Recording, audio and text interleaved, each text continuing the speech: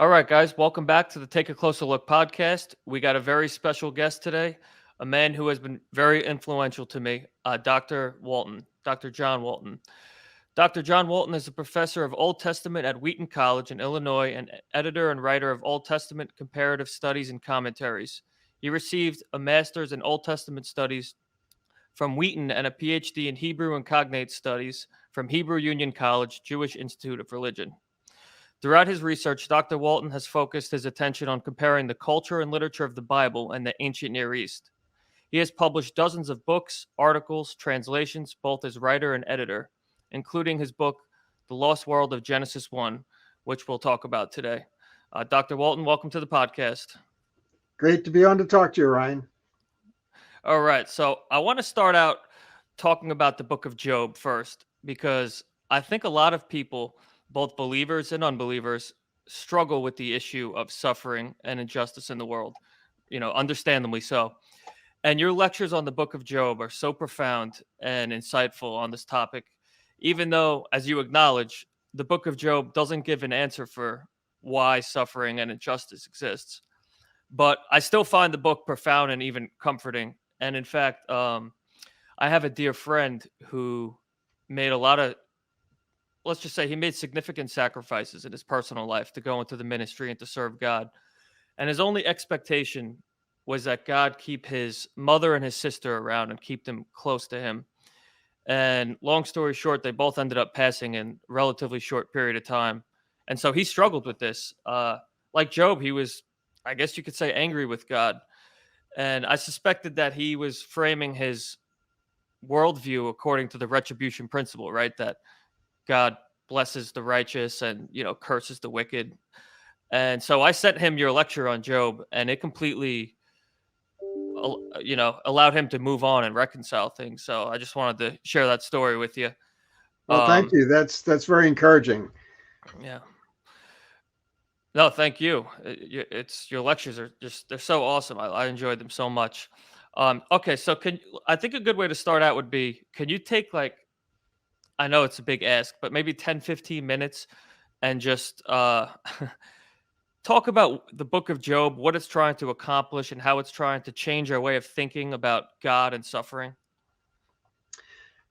Thanks. Yeah. I think one of the best ways that we can approach that question is to talk about, first of all, some of the things that it doesn't do, because many readers come into the book with presuppositions and ideas about what they think the book is.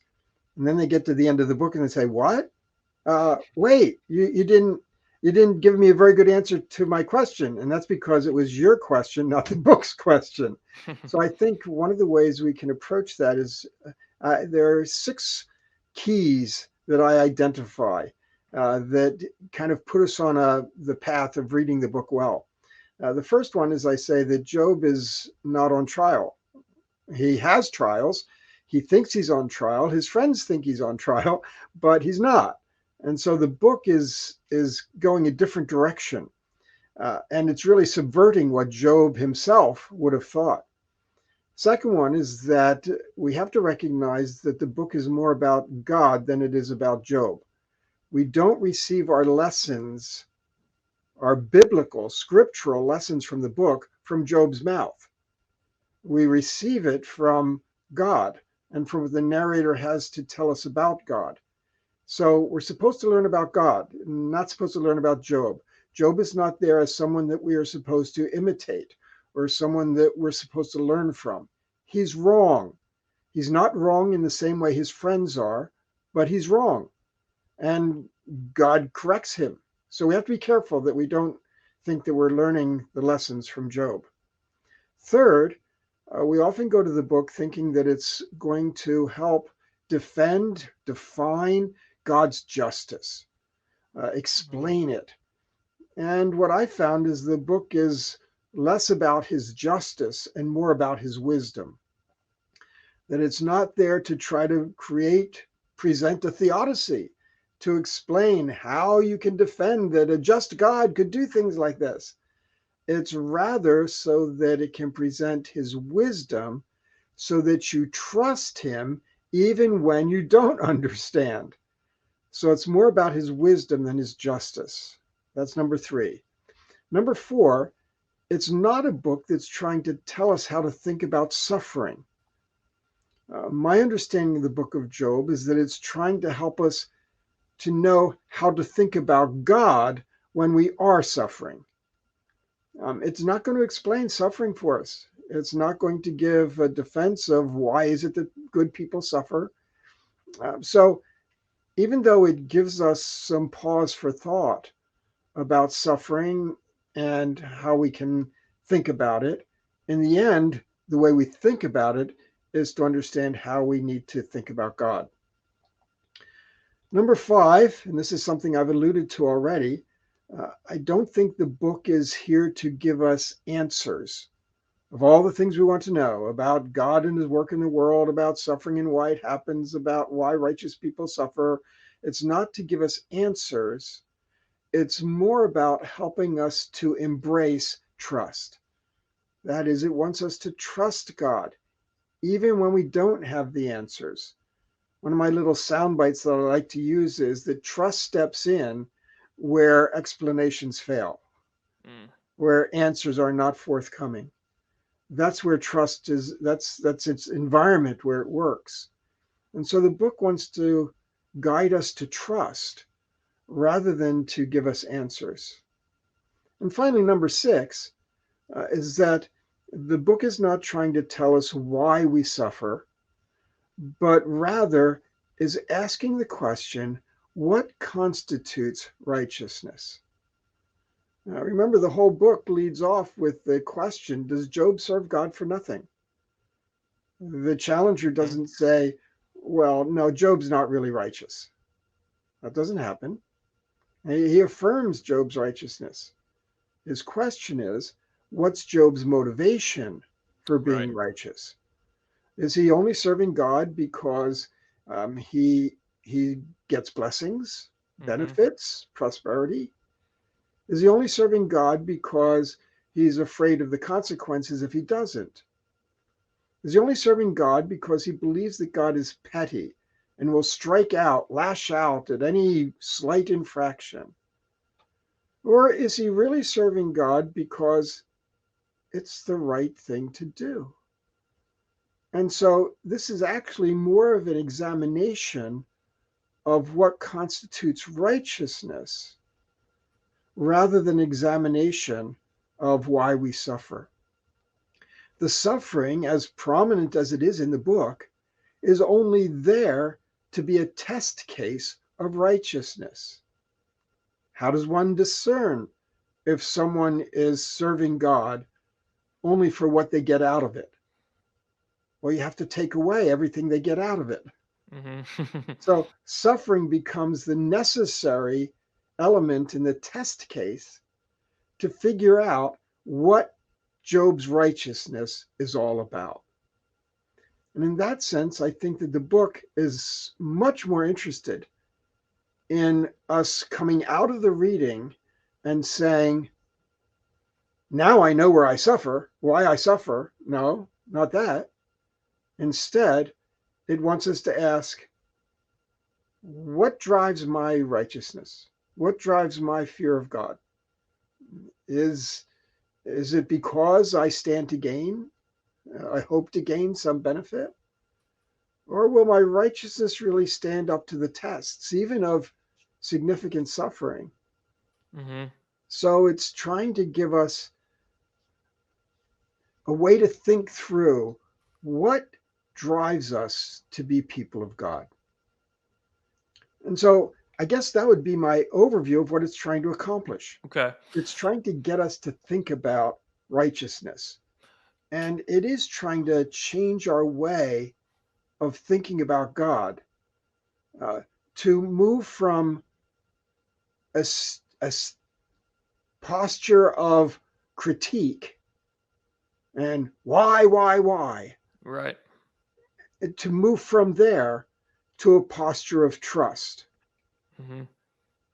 Can you talk a little bit about what you call the triangle of claims, that you Yeah. have God's justice, Job's righteousness, and then the retribution principle that God blesses the righteous, curses the the wicked, Yeah. and how the book of Job is trying to push back against the retribution principle way of thinking. Yes. It truly is subversive with regard to the retribution principle. So the triangle of claims, as you said, has the three angles of the triangle representing God's righteousness, God's justice, Job's righteousness, and the retribution principle. In Job's former life, the way the book starts, the triangle is comfortable and it holds together. It's logical. It reflects experience. Hmm. Job is prospering and in his righteousness, and God is viewed as just, and the retribution principle is viewed as true. When Job begins suffering, then you run into problems. And by the way, this whole triangle idea was developed by Matityahu Tzavat, who was one of my professors at Hebrew Union College. And I took a course on Job from him. And he's got an article called The Meaning of the Book of Job. So this triangle idea is developed from sort of what he began. So when Job begins suffering, the question is, how is that triangle going to be approached? How are you going to think about it? Hmm. And the basic approach is that once Job starts suffering, you have to figure out what angle of the triangle you're going to camp in, defend, and then which of the other two angles is going to go, because you Hmm. can't hold on to all three of them. And so we find that Job's friends decide that they're going to camp out on the retribution principle. They defend that, they embrace it, they don't question it. And so then they've got to decide, does that mean that God is not just or that Job is not righteous? And they're not willing to accept that God is not just. And so all of their barbs are focused on Job, that his righteousness is not all that they might have assumed that it was or that he claims that it was. They have to give up something. The triangle's collapsing. And so that's the one they give up. Job, of course, defends his own righteousness. So he's camped firmly in that corner of the triangle. And so he looks at it the other two, God's justice and the retribution principle, what's going to give. He actually spends a lot of time trying to deconstruct the retribution principle, but he just can't make it work. And that means that he's left with that awkward position of saying the justice of God is the problem. Hmm. So that's the one he gives up on. Elihu, the later friend that comes in the later chapters of the book, actually takes a different position from both Job and his other friends. Elihu certainly builds his camp, builds his fort on the justice of God, and that's what he talks about all the time.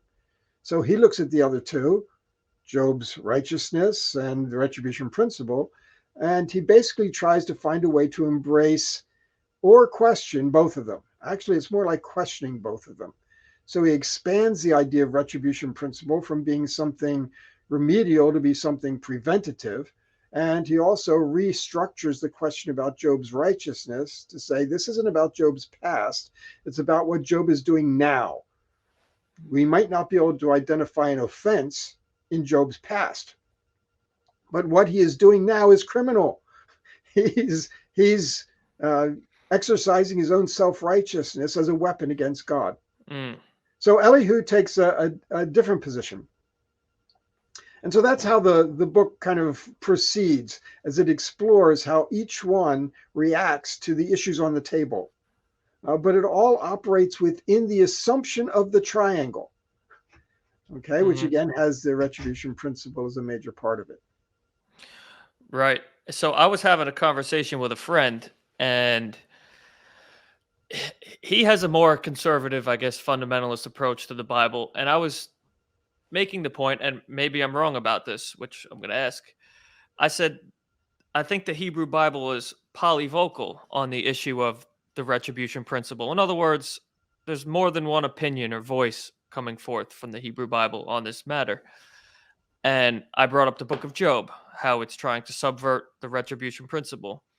And he asked me a good question, and it had me thinking. It still does. He said, well, would you say that the author of Job would say that God never punishes the wicked or rewards the righteous?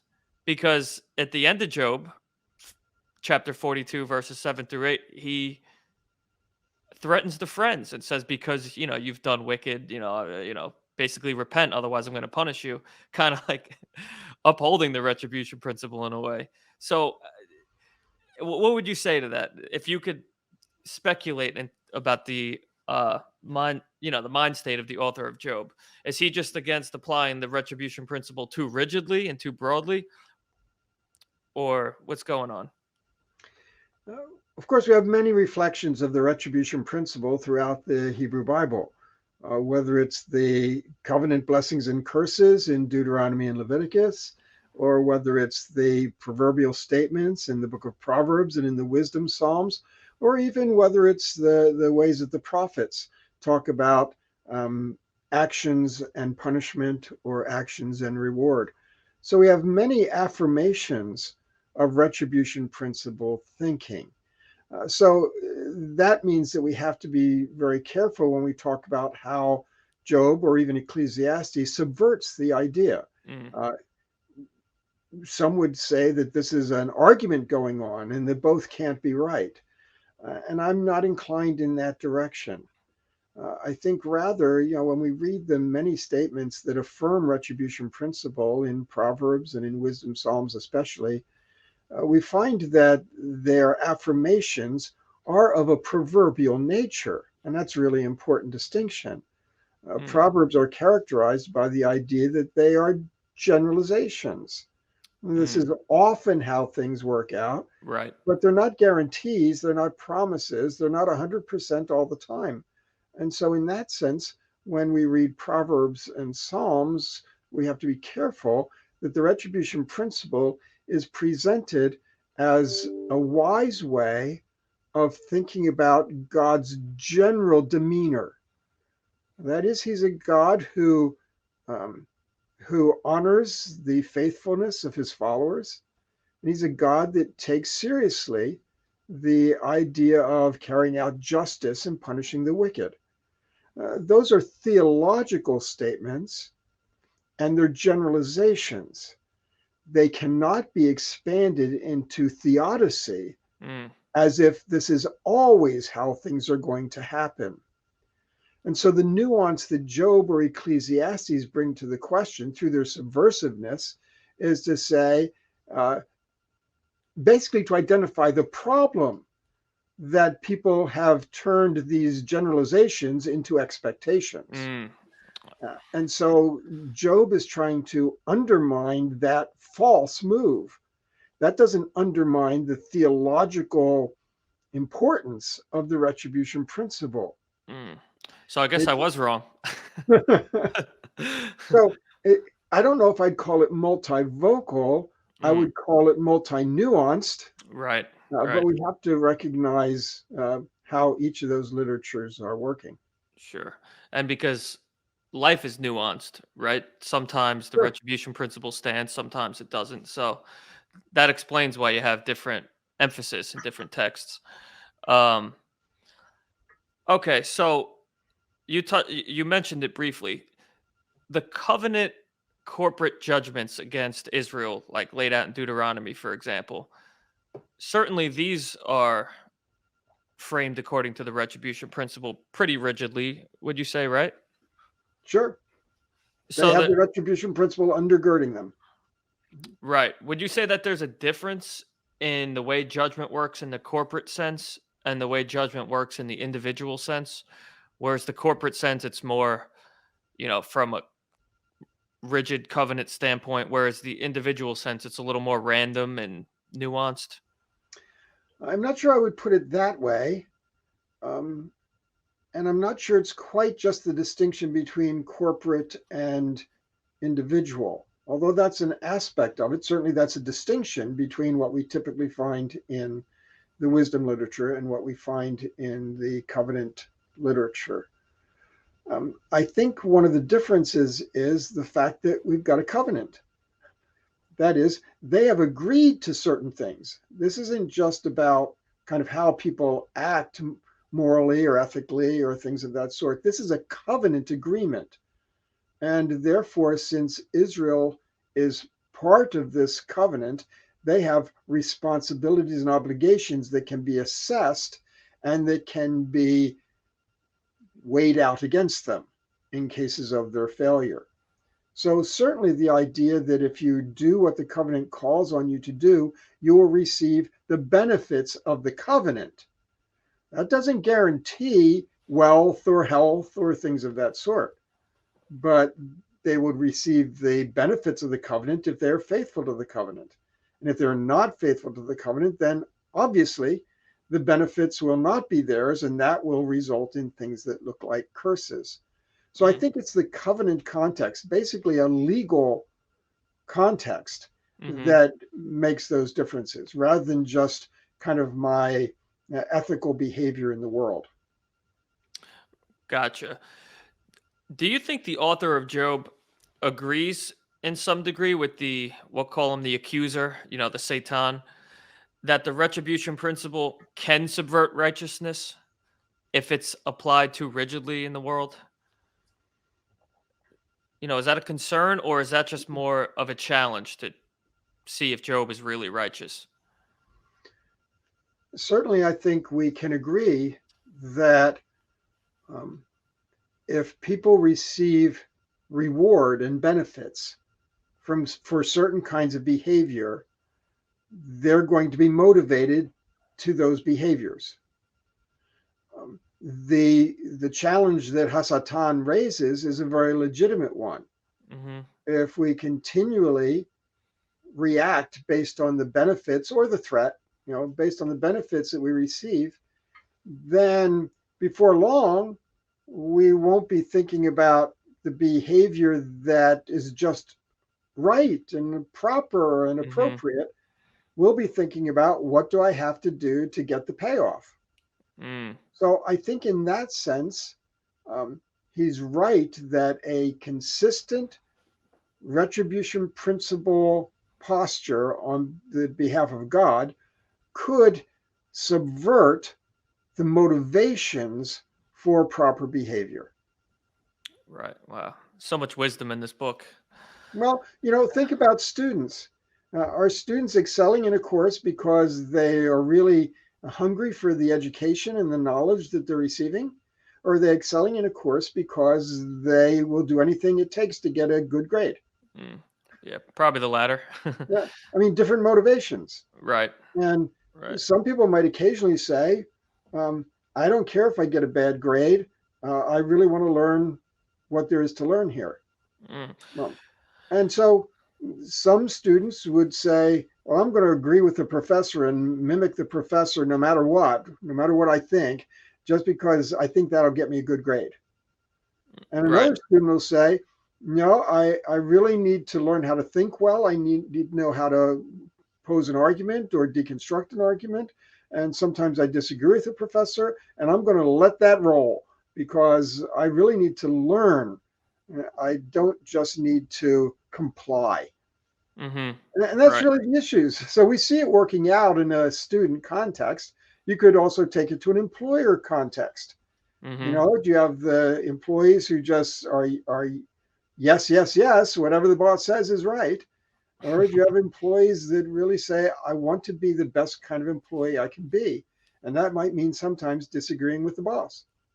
So I think these are recognizable scenarios for us that help us realize that indeed uh, some of the most important values can be subverted when our motivations are not necessarily what they should be. Right.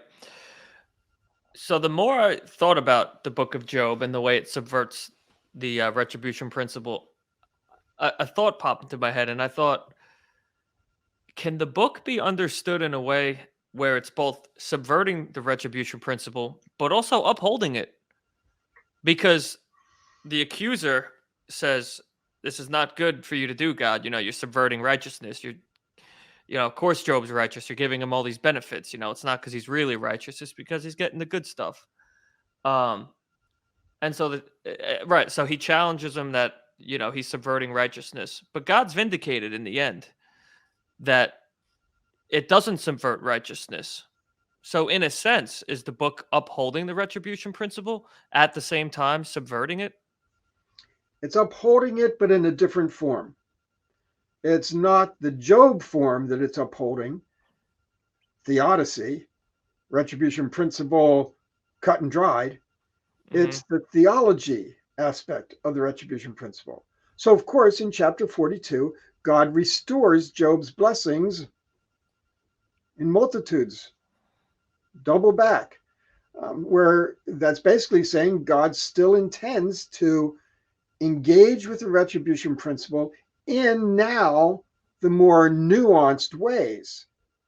Again, not as a guarantee, not as you can set your expectations in this way, but as good theology as we find it in Psalms and Proverbs, where they are generalizations, theological generalizations, not life guarantees. And so it does reestablish retribution principle, but now in an examined, scrutinized, uh, Sure. partially deconstructed way, deconstructing the popular assumptions connected to it without throwing away the basic premise. All right. I'd like to shift to your book, The Lost World of Genesis 1, because I think it hits on an issue just as important as suffering, which is the whole religion versus science way of thinking, right? A lot of people who read the creation account literally, they either try to stretch it some, to fit some of modern science, or they just reject the science. And both approaches, both approaches, in my opinion, create positions that I think are just untenable. I'll be frank.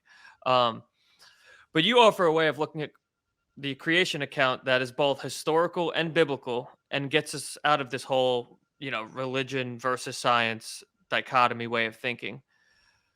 So, all right. So before getting into the details of the actual argument you make about Genesis 1 being a cosmic temple inauguration, can you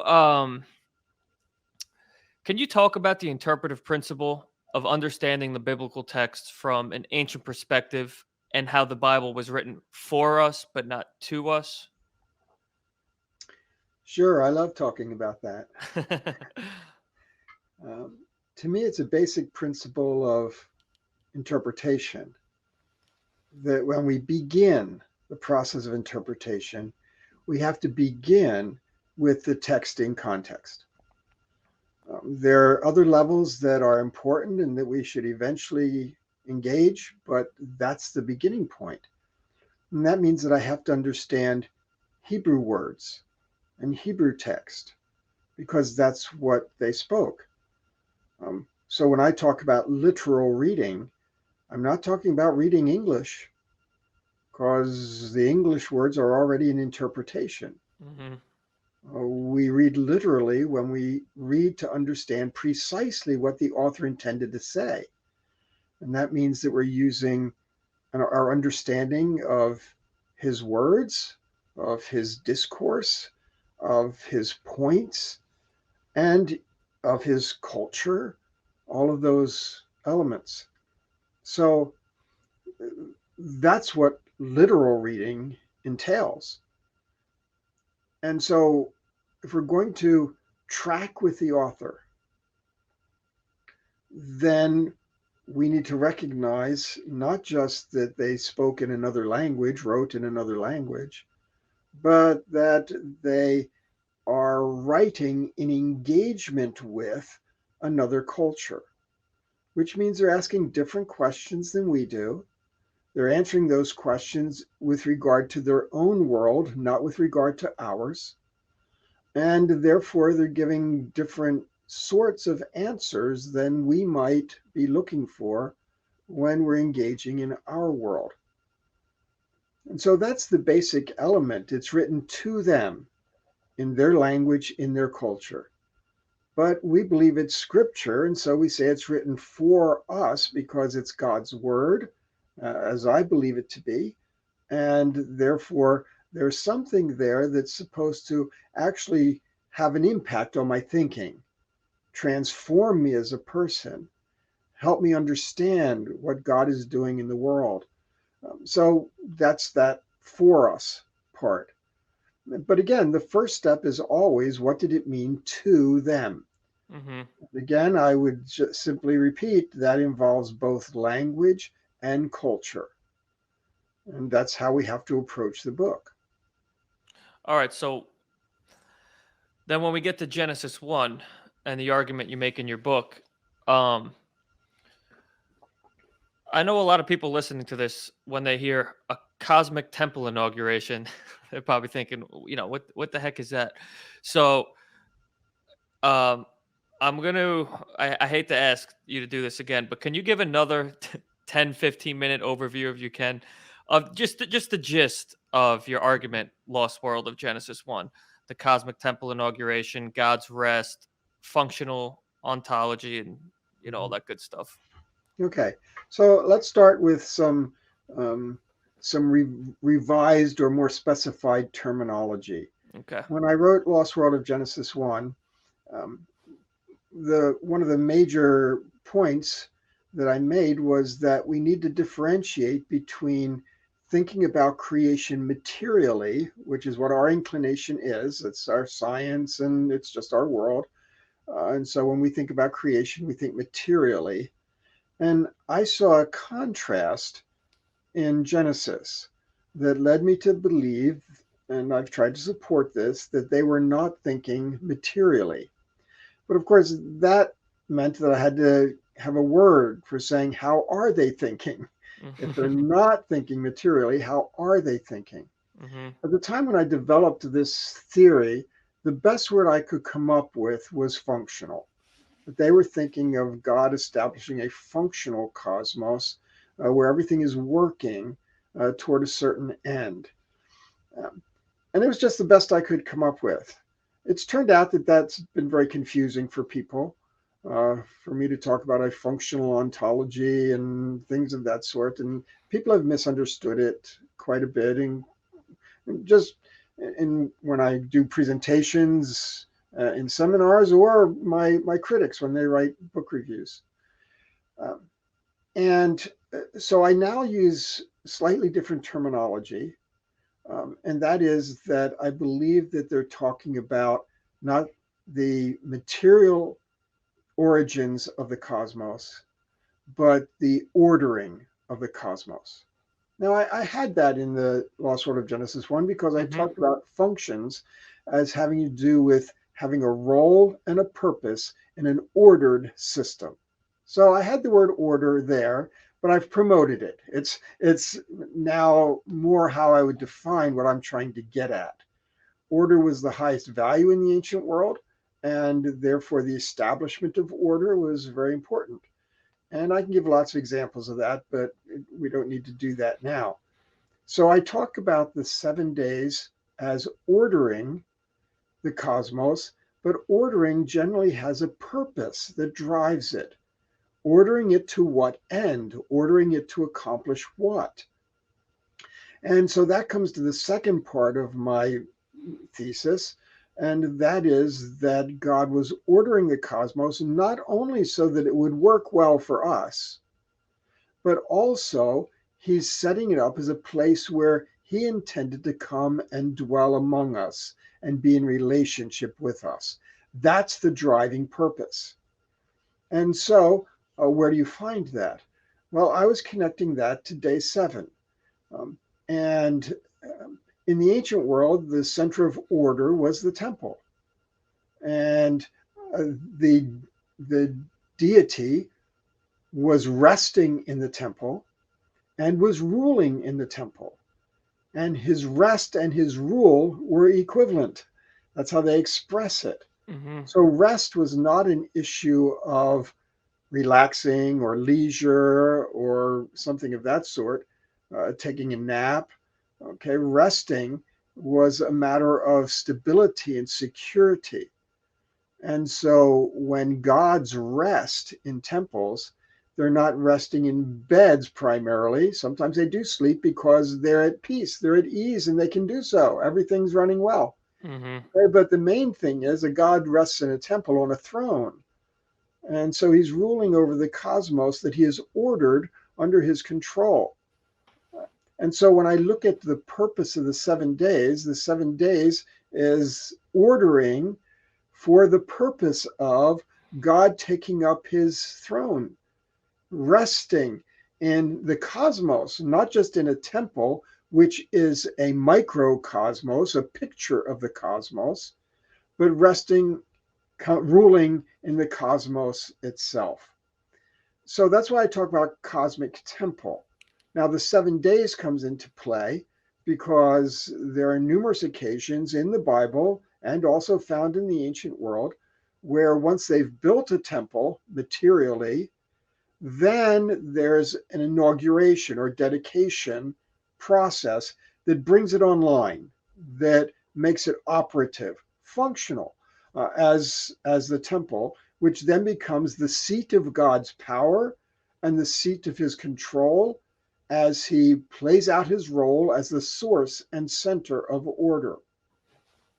These inauguration dedication ceremonies, at times, especially in the Bible, are 7 days. And so, this idea that the 7 day sequence is appropriate for inaugurating sacred space. With the temple, that sacred space is that structure. With the cosmos, the same idea, if he's inaugurating it as sacred space, ordering it as sacred space, and by sacred space, I mean his presence is going to be there, then 7 days is an appropriate kind of context in which to deal with that. So that's the cosmic temple idea. Mm-hmm. Just the idea that as God dwells in temples and rules from temples, that God dwells in the cosmos and rules in the cosmos, yet he transcends the cosmos just as he transcends the temples.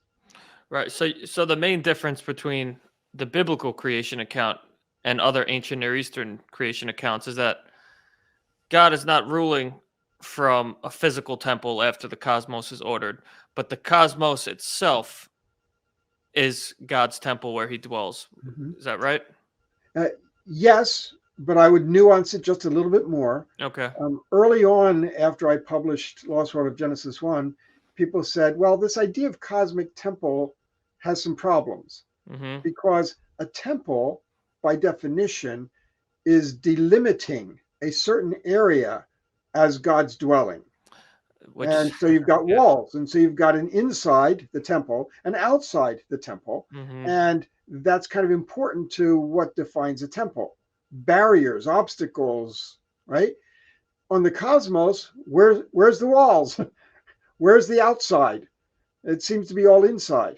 I thought that was a legitimate critique, Right. although, of course, I wasn't trying to use that aspect of a temple to make my point. But that's okay. So I've started saying more that the idea is that the cosmos is sacred space because God is entering into it to dwell in it. That's the point about temple that I was trying to make. Gotcha. So cosmic sacred space rather than cosmic temple, a difference without a distinction in some ways. But if that helps people get over the issue, that's okay.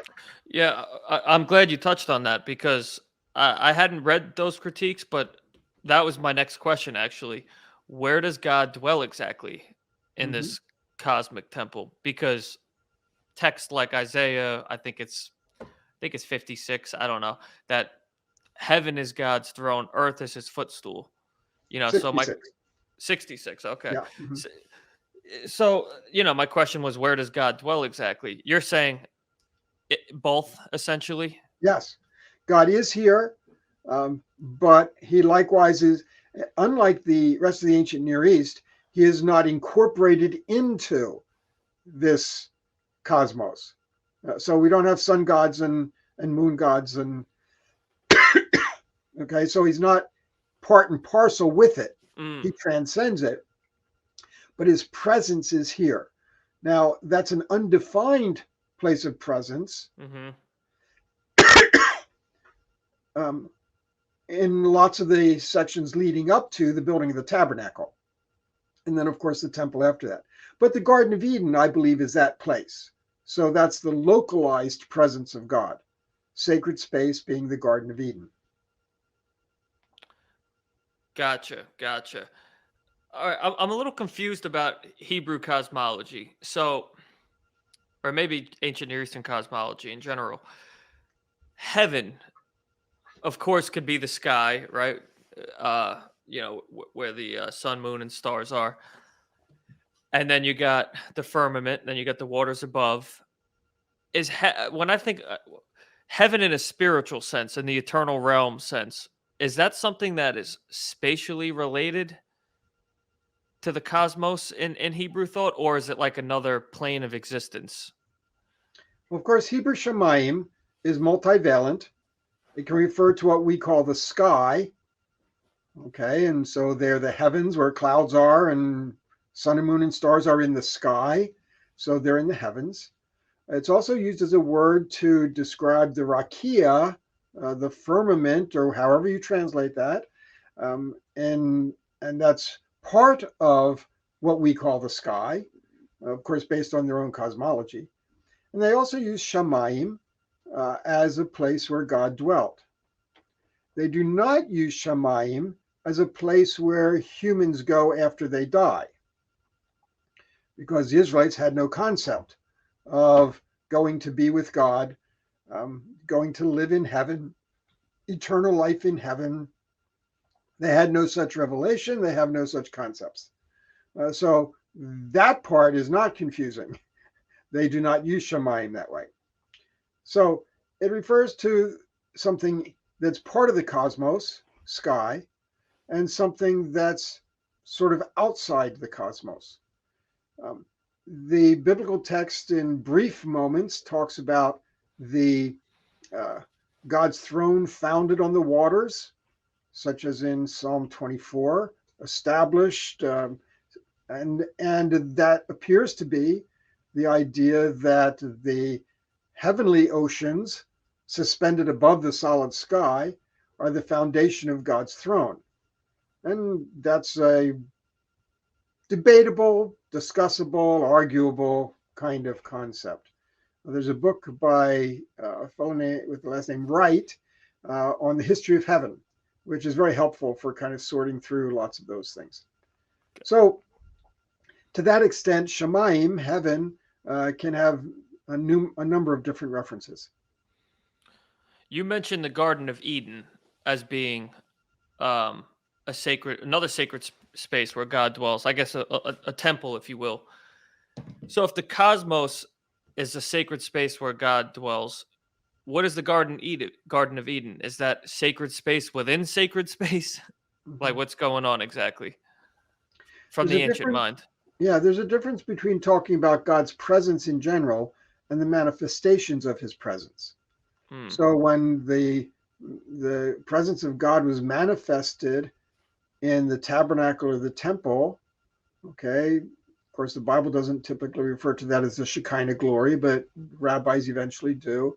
So there is some sort of manifestation of divine presence there. Hmm. The burning bush, a manifestation of divine presence. The pillar in the cloud, manifestation of divine presence. So there can be the special manifestation of that presence without taking away from or diminishing God's general presence in the cosmos. That makes a lot of sense. Yeah, that helps a lot. So, God making man in His image. It's been debated what this means exactly. Does it mean we reflect God's character? Does it reflect an older view of an anthropomorphic God, where we're literally made in the image of God?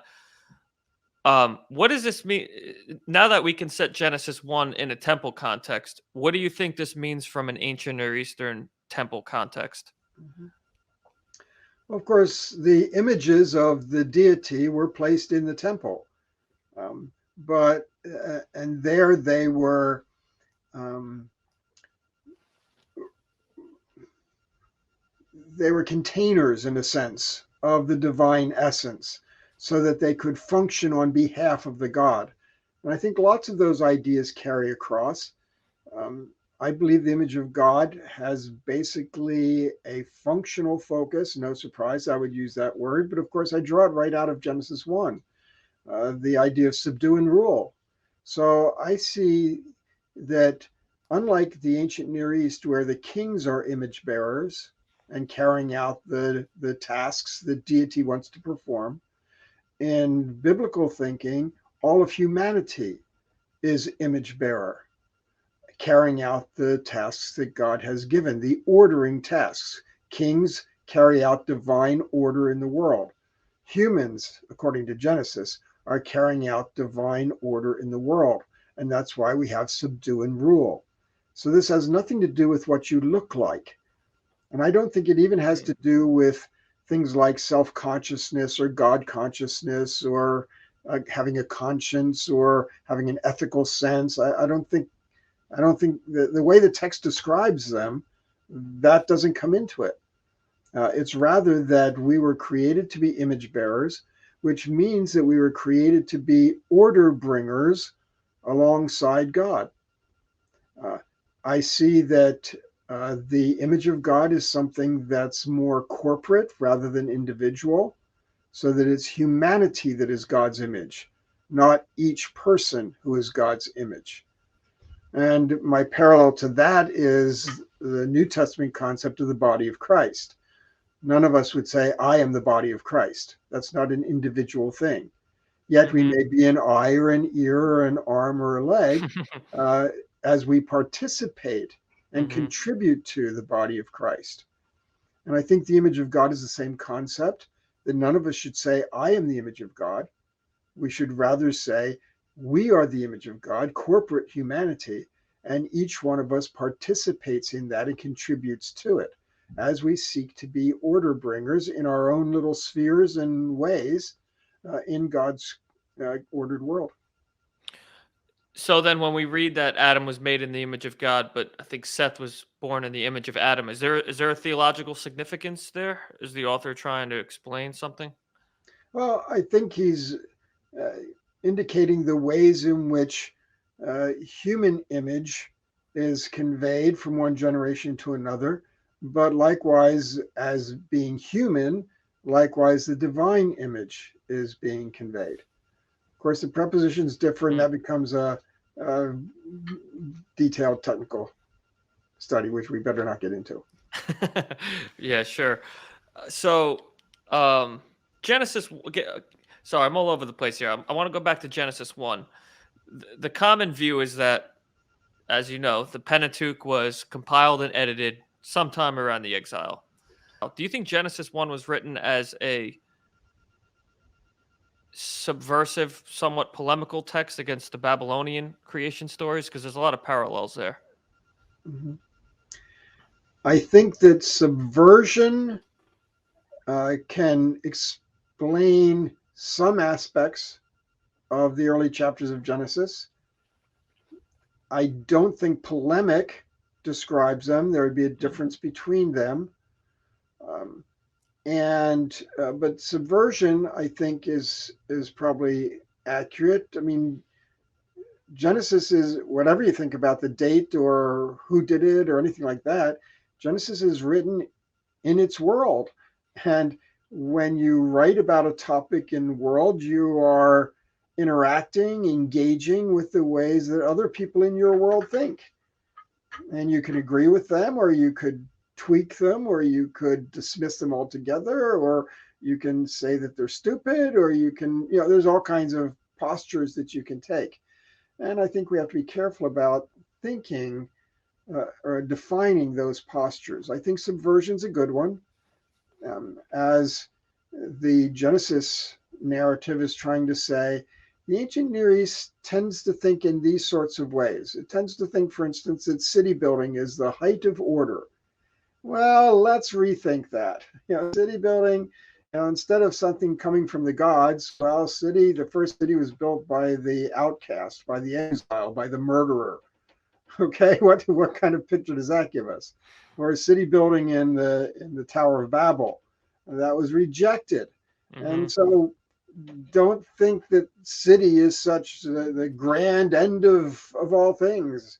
Uh, that's subversion, as it picks up things that certain value would be attached to in their world.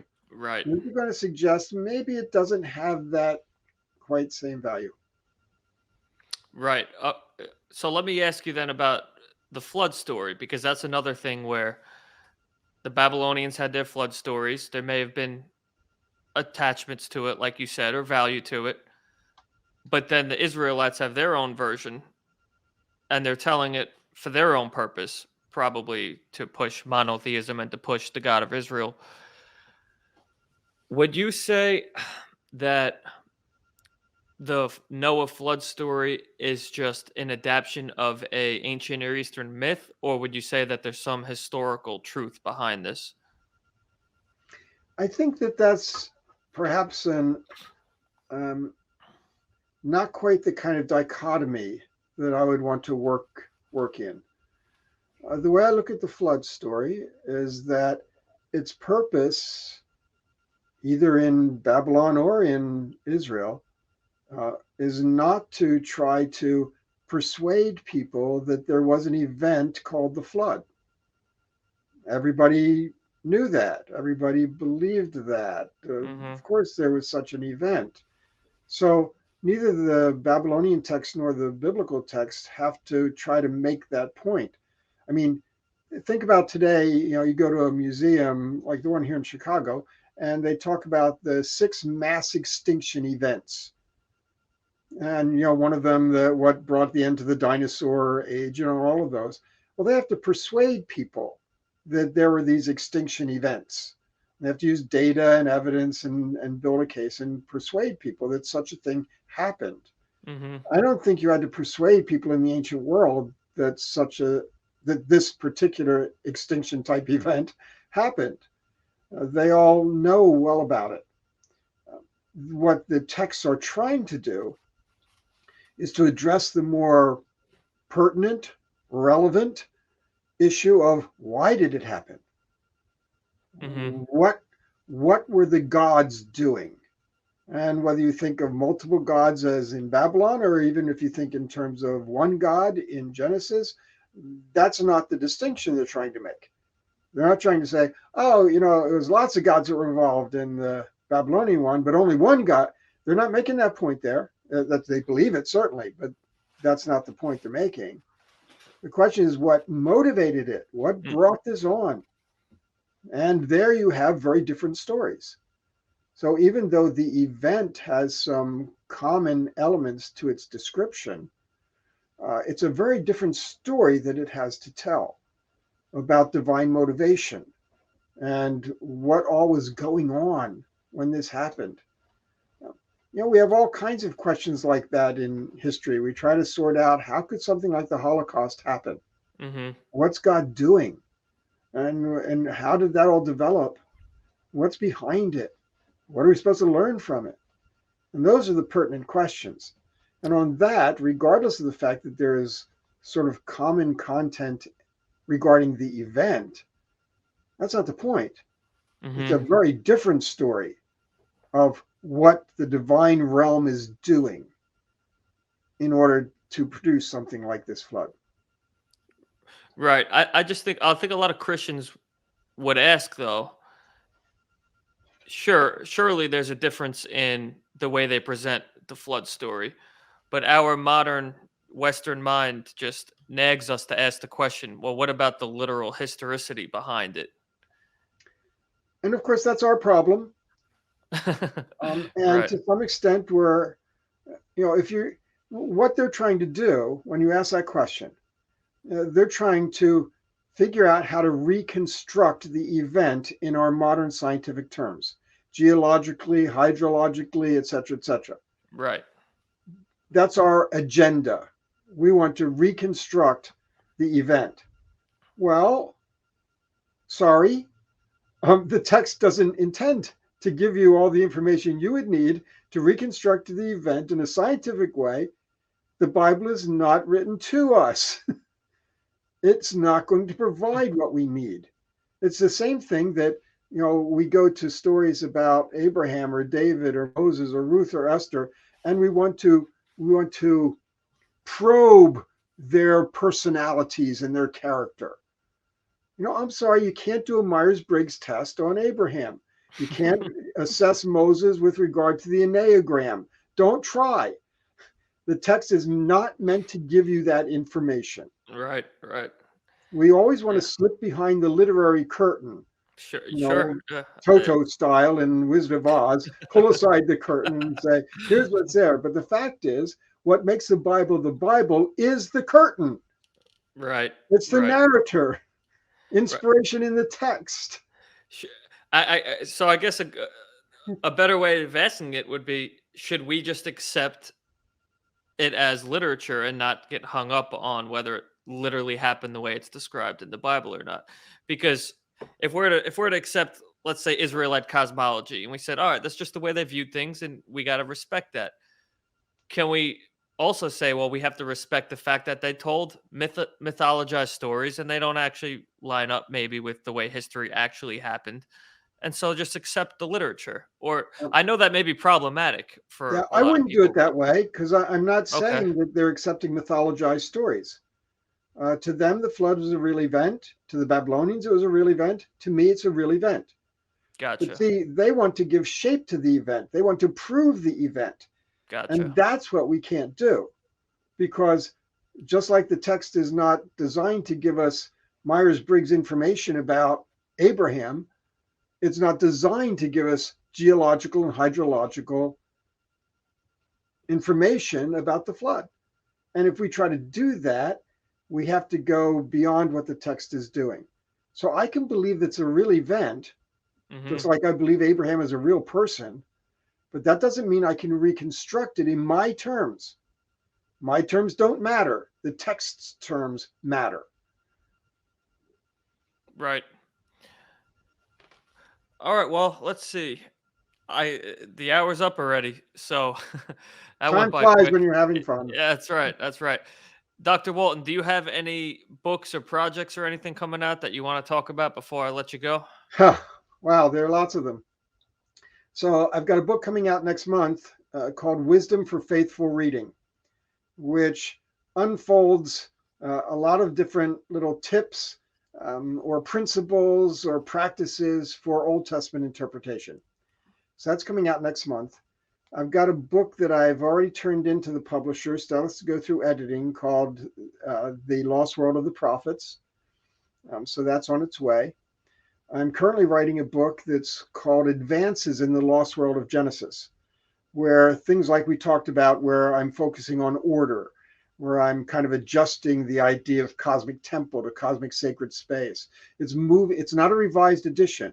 Hmm. It's just saying, what are the next steps? And in that, I spend Gotcha. a lot of time addressing questions that people have asked, like some of the ones that have been asked on this podcast and that are asked other times as well, Hmm. sometimes in critical book reviews. So I'll be trying to do some of that. So that I'm writing right now. I'm also writing the Nikot commentary on Daniel. And so that's in process. That'll be about 1,000 pages. I'm co-authoring it with my colleague Aubrey Buster, and that's still a couple of years out, but we're making good progress on that. Um, so yeah, those are some of the main projects. Also, just getting started on a project which is called Ancient Literature for Old Testament Studies, which is going to be a 15-volume set Oh, wow. introducing the ancient literature, not translating it, but introducing it in robust, detailed introductions of the various pieces of literature, the genres, the corpuses, whatever, so that people who want to delve deeply into that can get some guidance, and then to also explicitly say, and this is how this can help us understand the Old Testament better. So something tells me you're busy. Yeah, yeah. So I'm not writing those. I'm general editor for that 15 Oh, volume okay. series. We'll have 150 contributors probably by the time we're done. Wow. Wow. Syriologists, Egyptologists, Sure. Hittitologists, everybody. Amazing. All right. Awesome. Well, thank you, Dr. Walton. I really appreciate it. You're welcome. Good to talk to you, Ryan. All right. You too. Bye bye.